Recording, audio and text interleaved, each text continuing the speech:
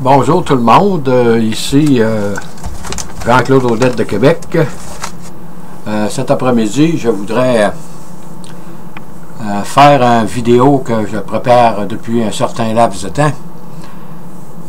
Ça m'a été demandé à quelques reprises là, sur la relativité restreinte. Ça, comme on le sait, c'est Albert Einstein qui avait émis ça en 1905. Mais pour bien comprendre le cheminement qui a amené les savants depuis l'ère de l'Antiquité, même avant Jésus-Christ, à la relativité restreinte, il faut faire un retour en arrière. Parce que moi, je me suis toujours dit, quand j'allais à l'école, si tu veux construire une bonne maison, il faut que ton solage soit complètement terminé.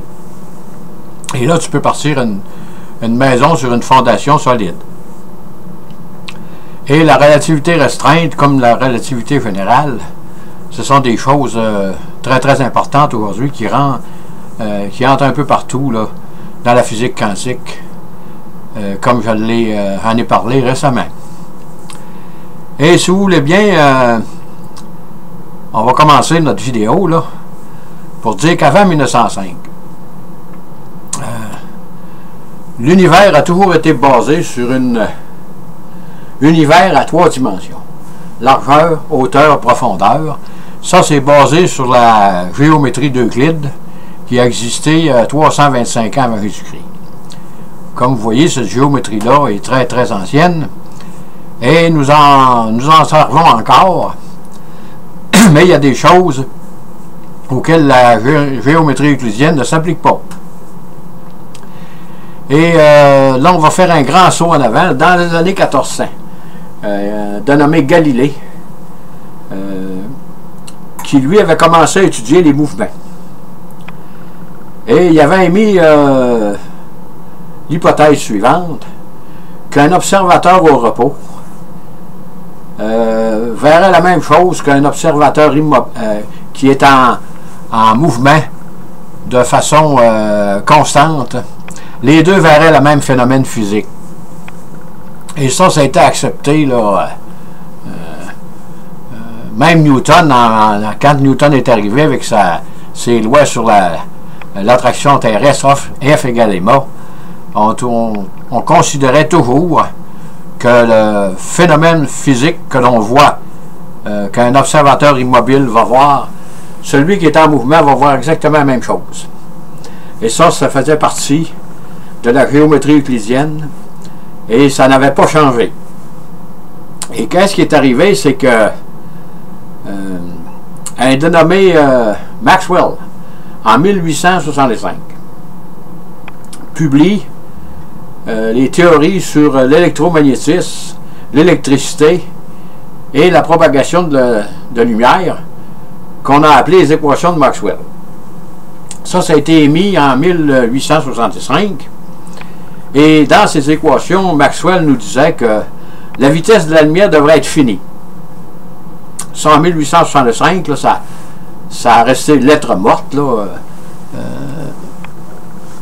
disons que la vitesse de la lumière, Maxwell avait dit qu'elle devrait être finie. Et si on remonte dans les années 80, 1880, il y a un dénommé Wilkinson aux États-Unis, deux scientifiques américains, qui, eux, ont essayé, avec un interféromètre, d'ajouter de la vitesse à la vitesse de la lumière. Là, on ne rentrera pas dans les détails. Là. Ils ont travaillé là-dessus durant 8 ans. Et ils ont réalisé qu'on ne pouvait rien ajouter à la vitesse de la lumière. Ça, c'est contraire au principe de Galilée. Là. Il y a quelque chose dans ce temps-là, que les scientifiques du temps ne comprenaient pas. Si vous prenez un exemple couramment, nous autres, là, mettons moi que je suis dans un train qui va à 50 km/h et je cours à 5 km/h. L'observateur qui est sur le quai, quand il voit passer le train, il va dire, celui qui court dans le train, d'après moi, va à 55 km/h. Les deux vitesses s'additionnent. Et là, on ne comprenait pas comment ça se fait que la vitesse de la lumière, on ne pouvait rien ajouter à la vitesse de la lumière. Et là, on s'est dit, ben, probablement que les équations de Maxwell ne sont pas bonnes. Parce que ça fait 18 ans qu'il les a émis. Puis des fois, vérifier des théories comme ça peut prendre des... disons, peut-être des centaines d'années avant de s'apercevoir que c'est pas complètement vrai.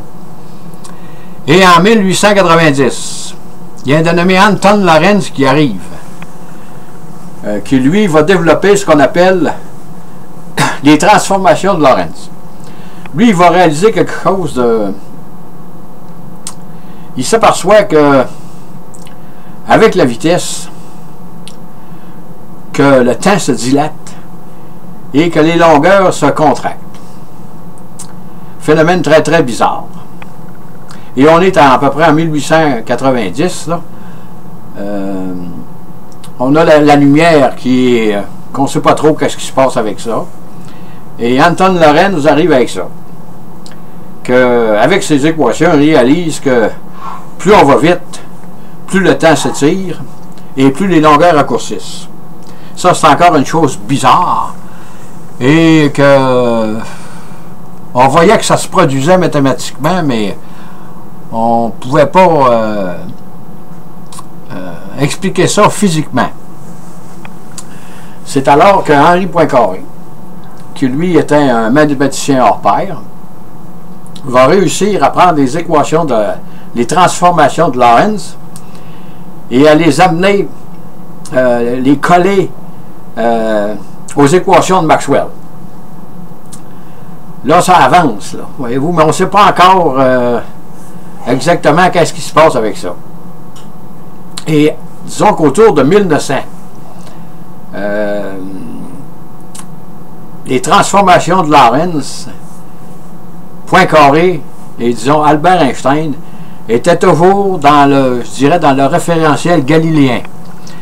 Il disait qu'un observateur en mouvement devrait voir la même chose qu'un observateur au repos, autrement dit immobile. Et là, il y a beaucoup de scientifiques qui travaillaient dans ça, là, et ces grandes découvertes-là ne sont jamais faites par un seul homme. Quand vous voyez des grandes découvertes comme ça, il y a un paquet de savants là, tout autour qui travaillent là-dessus et qui réussissent à trouver des brides d'informations. Mais le grand saut va être franchi par Albert Einstein en 1905. Albert a fait la synthèse de toutes des connaissances du temps et pour émettre la théorie de la relativité restreinte et sa fameuse théorie E égale mc2. Ici, on va séparer les deux choses qui font partie de la relativité restreinte. Il va y avoir la relativité restreinte de ce dont je vais vous parler, et dans la deuxième partie, je vais vous parler de E égale mc2. Comment Albert a fait pour réconcilier la formule de Isaac Newton, F égale ma, avec la relativité restreinte. Et là, Einstein nous dit que l'espace à 3 dimensions doit être changé. Il faut désormais considérer le temps comme l'espace-temps comme une partie intégrante de la physique. Autrement dit, avant on parlait de l'espace à 3 dimensions et le temps. Mais Einstein les relie tous les deux ensemble avec la relativité restreinte et il va appeler ça l'espace-temps. Et ça, c'est toujours avec un corps en mouvement, mais de façon uniforme. Dans la relativité restreinte, il n'y a pas question d'accélération, là. Ça ne peut pas marcher avec les transformations de Lorentz et tous ceux qui ont précédé là, pour la théorie d'Albert. Et là, on voit que là, je dis que ça s'applique au corps en mouvement, mais de façon uniforme. Le mouvement doit être uniforme. Et donc, ce que nous ont laissé Galilée et Newton ne sont plus vrais avec la relativité restreinte. Si vous prenez un observateur en mouvement, mettons dans le train, je vais dessiner un train ici, là. Voyez-vous, là, le train est là, là. si vous avez quelqu'un qui court dans notre monde à nous autres, là, qui court dans le train, la vitesse du train va à 50 km/h, disons, et la vitesse du passager est à 10 km/h, il court dans le même sens que le train. Si vous additionnez les deux vitesses, l'observateur sur le quai, la gare, quand il va voir passer le train, il va dire le passager qui courait dans le train allait, d'après moi, à 60 000 à l'heure. Et avec la lumière, c'est là que la relativité restreinte rentre en jeu. Si vous prenez la vitesse de la lumière et que vous voulez ajouter une vitesse à la vitesse de la lumière, ça ne peut pas marcher. Parce que Maxwell nous a toujours dit que la vitesse de la lumière devrait être finie et est égale à 300 km/s.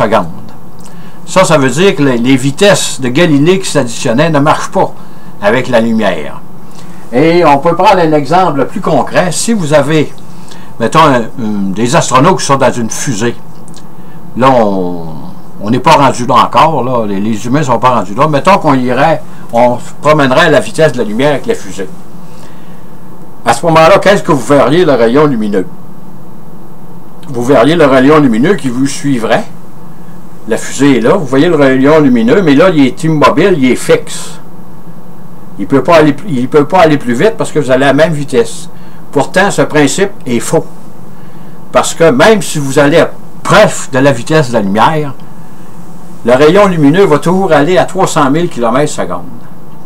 Parce que on ne peut ajouter aucune vitesse à la vitesse de la lumière. Que vous alliez à la vitesse que vous voulez, quand vous allez voir un rayon lumineux, il va toujours aller à 300 000 km/s. Et c'est ça que Albert Einstein avec sa théorie de la relativité restreinte, a réussi à expliquer vraiment qu'est-ce qui se passait avec la lumière dans notre système à nous autres. Et si on pourrait peut-être revenir un peu dans notre quotidien, là,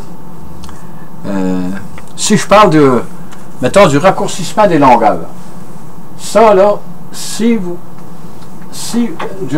excusez, on va commencer par le temps qui s'étire. Si vous avez un homme sur la Terre, et mettons qu'une fusée passe à proximité de la Lune, mettons, on sait qu'il y a 300 000 km, 400 000 km pour aller à la Lune, donc le rayon lumineux de partir de la Terre à aller à la Lune, il va prendre 1 seconde, point 2. Et supposons que cette fusée-là s'en va, mettons un exemple, à 200 000 km/s, là, ce qui est près de la vitesse de la lumière, là, pour donner un exemple, là, à ce moment-là, qu'est-ce qui va arriver? C'est que le temps pour celui qui est dans la fusée va s'étirer. Parce que il s'en va comme ça, puis la lumière va faire comme un genre de zigzag pour l'horloge, au lieu de s'en aller directement. 1 seconde, point 2 pour aller à la Lune, mais pour aller à la fusée, ça va prendre peut-être 1 seconde, point 3. Là, on parle pour parler. C'est ça qui fait l'étirement du temps. Et à ce moment-là, donc, ceux qui sont dans la fusée vont vieillir moins vite que l'observateur qui est immobile sur la Terre.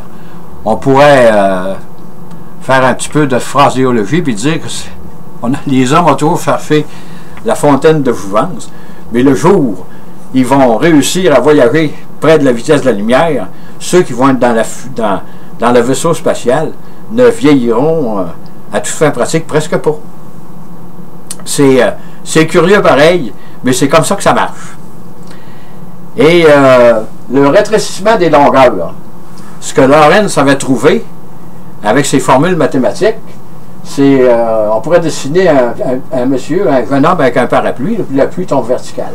Quand il se met à courir, à ce moment-là, il va courir en penchant comme ça, et la pluie va aller vite, plus la pluie va, même s'il y a un parapluie, la pluie va autrement dit, il va venir tout détremper, plus il va courir vite. À ce moment-là, vous voyez que la longueur, quand il est comme ça, puis qu'il est penché, il y a une différence. C'est ça qui fait le rétrécissement des longueurs. Et si, maintenant, si on passe dans notre fusée, là, si l'observateur immobile, celui-là qui verrait ce qui se passe dans la fusée, il verrait que les mouvements des astronautes sont très, très ralentis. Et si quelqu'un, mettons, décidait de s'allumer, disons, une cigarette ou un cigare, il verrait très, très tranquillement qu'il est après s'allumer un cigare. Ça se passerait exactement comme ça, très, très... Ou comme les astronautes, quand vous les voyez marcher un peu sur la Lune, là, ils sont pas au même rythme que sur la Terre. Et plus vous allez vite, plus le mouvement va vous apparaître ralenti. Mais celui qui allume le cigare, ça prend beaucoup plus de temps, plus il va vite, et son cœur va battre. Tout est beaucoup plus lentement que s'il était au repos sur la Terre. Et c'est ça que la relativité, une partie que la relativité d'Albert Einstein nous a apporté. Et si on revient dans notre monde, mettons que vous êtes assis sur votre galerie et que vous voyez passer un jeune homme avec un petit scooter, une motocyclette, là aussi, vous avez compris exactement qu'est-ce que c'est la relativité restreinte, en supposant que lui, il n'y a pas d'accélération, qu'il va à vitesse constante. Comme j'ai dit tantôt, avec l'accélération, ça ne peut pas marcher. C'est un autre paire de manches. Et vous allez vous dire que lui, là, il vieillit moins vite que moi. Parce que il y a une certaine vitesse que moi je n'ai pas. Donc, pour lui, le temps est étiré. Mais dans notre monde à nous autres, nos vitesses sont tellement faibles qu'on ne s'en aperçoit pas. Mais aujourd'hui, on sait que ceci est vrai. C'est pour ça que la formule de Galilée et la formule de F égale ma de Isaac Newton ne sont pas tout à fait correctes, mais ça, c'est pas en rapport avec la relativité restreinte. Isaac Newton, c'est en rapport avec la masse. On va le voir dans le prochain épisode. Et si on va... Moi, j'aime bien ça, des fois, prendre des jumeaux, parce qu'on peut les associer plus facilement. Si vous prenez deux jumeaux qui naissent exactement en même temps, là, on philosophe un peu, parce qu'on sait que humainement, c'est impossible. Il faut qu'ils sortent un après l'autre, là. Mais supposons qu'ils naissent exactement en même temps. Et là, ils entrent dans la vie, et disons qu'à l'âge de 20 ans, il y en a un qui a choisi qui était camionneur. Et l'autre va être un spécialiste, va travailler dans un bureau, dans une tour à bureau en ville quelque part, là. Et lorsqu'ils ont 20 ans, vous leur implantez, disons, une horloge atomique qui sont parfaitement synchronisées. Mettons au 10 millionième près, là, parce que les horloges atomiques sont très, très précises, là. Disons qu'ils sont ils sont exactement pareils au 10 millionième de seconde près. Vous implantez ça dans les deux jumeaux. Et disons qu'ils vivent 50 ans. Et disons qu'il y avait 20 ans, à 70 ans d'âge, ils meurent tous les deux. Exactement en même temps, là. Exactement, mais il n'y a pas un millionième de seconde de différence. Qu'est-ce qu'il va penser qu'il va arriver avec les horloges? L'horloge du camionneur et l'horloge que lui avait, du travailleur de bureau, qui ont toujours porté, qui ont toujours eu en eux, c'est comme si c'était greffé, cette horloge-là, là, qui a toujours marché. Il n'y a jamais eu d'arrêt. Qu'est-ce que vous pensez qui va arriver quand on va démancher, on va enlever les deux horloges, les deux montres, que si vous aimez mieux, là, qui étaient greffées à l'intérieur des deux jumeaux? Qu'est-ce que vous pensez qui va arriver? Si vous avez compris la relativité restreinte, vous avez la réponse. Là, je vous donne le temps de penser un petit peu, là.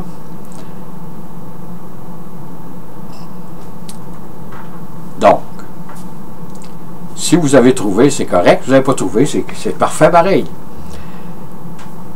Celui qui est décédé,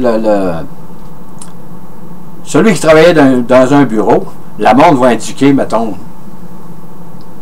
telle heure, telle microseconde.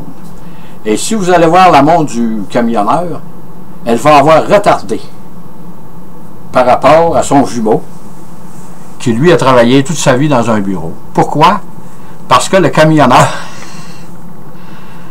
a toujours, avec son métier, le fait qu'il y avait toujours une vitesse Mais là, on ne parle pas des accélérations ou des décélérations, ça ne marche pas. C'est sûr qu'il y a eu des accélérations, des décélérations, mais si on parle de la moyenne des vitesses constantes, le jumeau qui était camionneur est mort plus jeune que son frère, même s'ils sont nés en même temps, et qu'ils sont morts exactement en même temps. C'est ça, la relativité restreinte. C'est ça qui se passe dans la nature. Ça, on ne peut pas aller à côté de ça. C'est pourquoi, quand on regarde qu'est-ce qui se passe avec ça, ben on se dit, le jour où les hommes vont aller très très vite dans l'univers, ça on parle là pour parler, mais certains, peut-être d'une centaine d'années, moi, il va arriver toutes sortes de choses qu'aujourd'hui on ne soupçonne même pas qu'ils vont exister. Les hommes vont pouvoir probablement voyager interplanétairement, là, à condition qu'on ait des véhicules qui iront très très vite. Et en plus, il y a peut-être des dimensions que l'on ne connaît pas. Il sera peut-être très facile de sauter d'une galaxie à une autre là, pour une dimension que nous ne connaissons pas. Et en terminant ce petit vidéo sur la relativité restreinte, dans la deuxième partie, on va voir comment Albert Einstein a fait pour ramener la formule de Newton F égale ma comme étant exact si on applique la relativité restreinte. Sur ce, je vous dis bonne écoute, merci et à la prochaine.